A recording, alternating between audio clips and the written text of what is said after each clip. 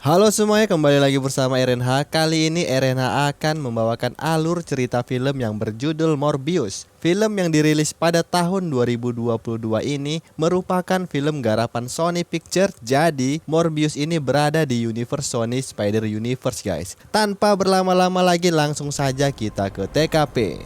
Di awal film diperlihatkan helikopter yang sedang membawa sebuah kotak suplai dan sedang mengarah ke tebing di tengah hutan. Di sana terdapat sebuah goa yang berisikan ribuan kelelawar vampir penghisap darah. Masih belum diketahui tujuan mereka ke tempat tersebut untuk apa. Yang jelas lelaki itu memancing gerombolan kelelawar untuk keluar dari goa dengan umpan darah yang menetes di tangannya. Scene berganti ke Yunani, tepatnya 25 tahun sebelum kejadian di goa.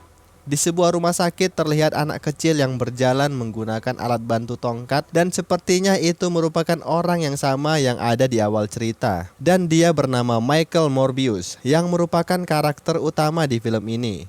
Morbius merupakan anak yang memiliki IQ yang bisa dibilang jenius karena Morbius mampu memperbaiki alat transfusi darah di usianya yang masih tergolong muda. Di sana Morbius berteman baik dengan sahabatnya yaitu Lucian yang dia beri nama Milo. Mereka memiliki penyakit yang sama yaitu kelainan DNA pada darah mereka yang membuat mereka harus melakukan transfusi darah 3 kali sehari. Hingga sampai saat itu masih belum ditemukan obat untuk menyembuhkannya. Suatu ketika, Morbius mendapatkan tawaran beasiswa untuk mengikuti pembelajaran di kota New York. Di sana terdapat sebuah sekolah yang berisikan anak-anak berbakat. Morbius pun termotivasi untuk menemukan obat agar dapat menyembuhkan penyakit yang mereka derita dan berjanji akan menyembuhkan penyakitnya Milo. Di usianya yang ke-19 tahun, Morbius mampu menyelesaikan gelar doktornya dan dirinya ditetapkan oleh Raja Swedia sebagai garda terdepan pada penyakit yang ditularkan melalui darah. Berkat penelitian Morbius, banyak sekali nyawa yang berhasil diselamatkan. Pada acara penyerahan Nobel atas prestasinya, Morbius menolak menerima Nobel tersebut karena Morbius merasa bahwa hal yang dilakukannya masih jauh dari kata sempurna. Karena tujuan utama dari penelitiannya adalah untuk menemukan obat yang dapat menyembuhkan penyakit yang dia derita. Scene berganti ke sebuah lab penelitian Horizon. Di sana terdapat banyak sekali kelelawar yang digunakan sebagai alat penelitian oleh Morbius. Diketahui juga bahwa kelelawar itu merupakan kelelawar vampir yang ditangkap Morbius di awal film. Di lab tersebut, Morbius mulai melakukan pengujian sampel obat ke seekor tikus. Obat tersebut diproduksi dari organ dalam kelelawar. Morbius berharap dapat menyatukan DNA kelelawar dengan DNA manusia. Hasil pengujian sampel pada tikus menunjukkan bahwa obat itu tidak berbahaya dan dapat dilanjutkan ke tahap pengujian pada manusia.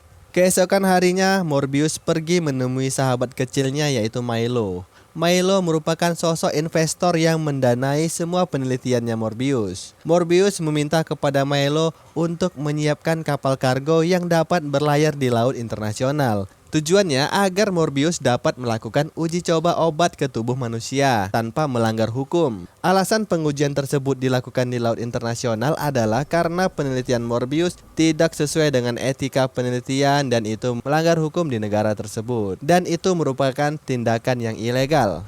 Scene berganti ke atas kapal.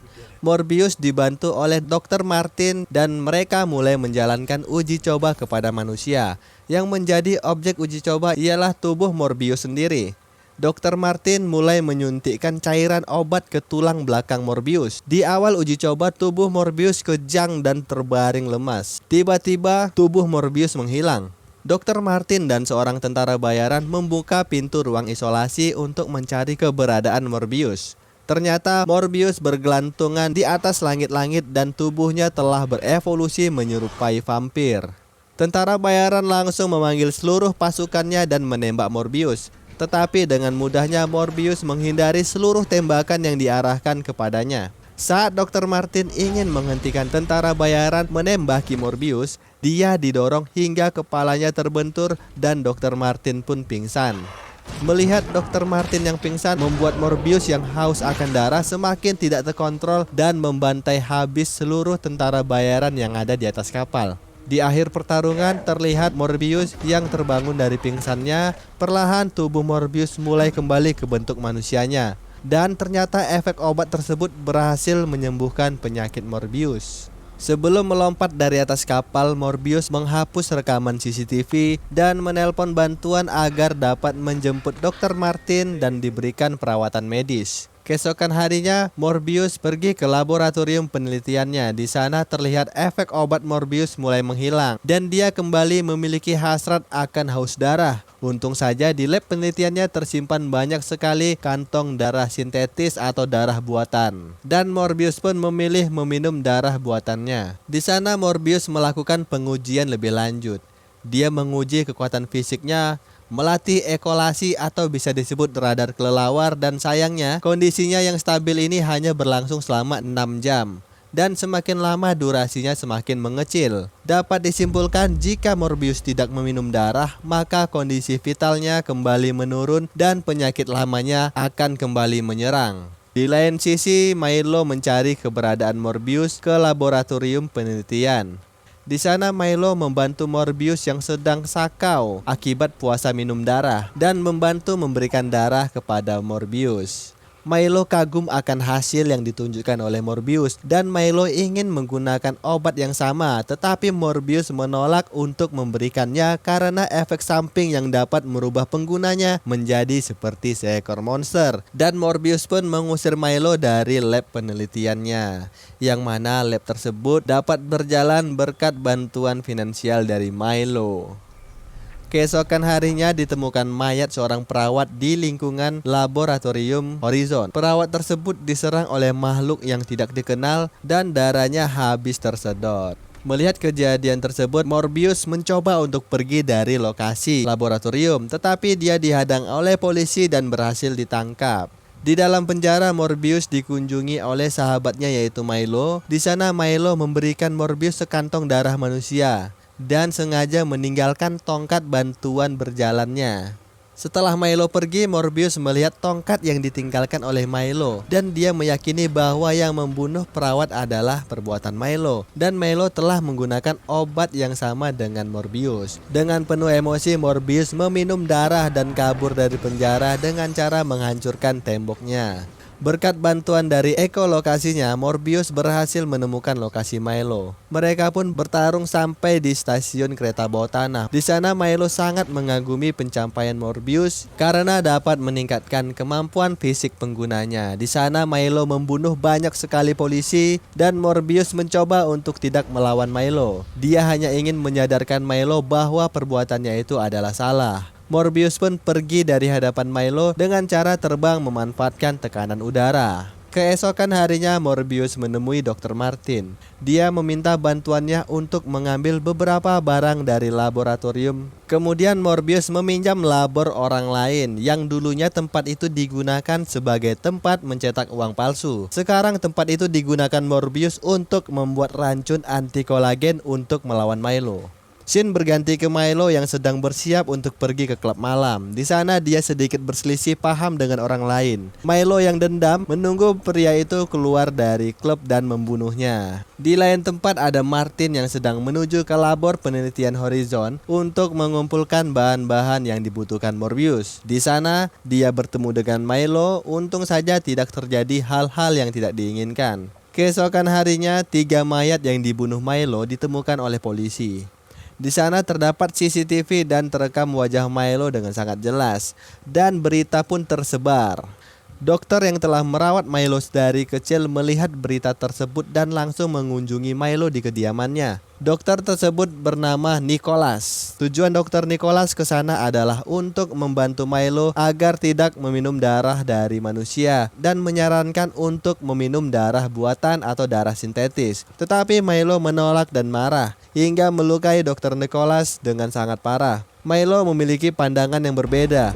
Dia ingin Morbius seperti dirinya yang tidak menolak evolusi dengan meminum darah manusia bukannya darah buatan. Di lain tempat ada Morbius yang telah berhasil membuat racun anti kolagen yang mematikan untuk kelelawar. Racun tersebut ingin digunakan untuk menghentikan kejahatan Milo. Nicholas yang terluka langsung menghubungi Morbius dan memberitahukan lokasi keberadaannya. Kemudian dengan cepat Morbius menemui dokter Nicholas yang telah sekarat dan dia pun menghembuskan nafas terakhirnya.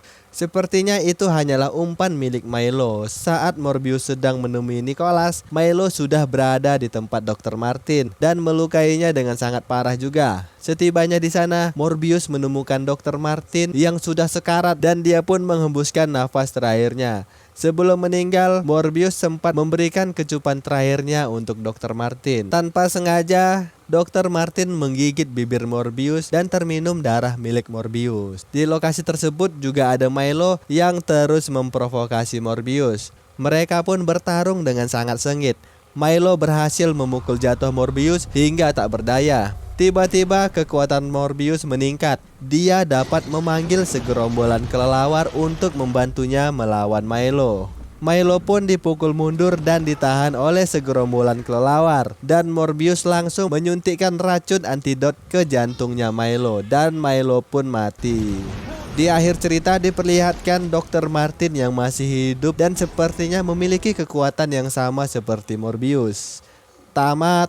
Di akhir cerita ada post credit scene yang cukup menghebohkan seperti kemunculan Adrian Toomes alias Vulture. Dia merupakan villain pada film Spider-Man Homecoming. Nggak tahu bagaimana Vulture bisa sampai ke universe tempat Morbius. Ada yang mengatakan bahwa dia dipindahkan akibat mantra dari Doctor Strange. Kemudian ada scene di mana Adrian Toomes telah menggunakan kostum terbarunya, yang mana saat tiba di universe ini dia tidak membawa kostum itu. Daripada bingung, kita tunggu aja film selanjutnya. Pesan yang bisa kita ambil dari film tersebut adalah jangan mau jadi vampir karena bisa saja orang yang kita minum darahnya punya penyakit menular. See you the next time video and goodbye.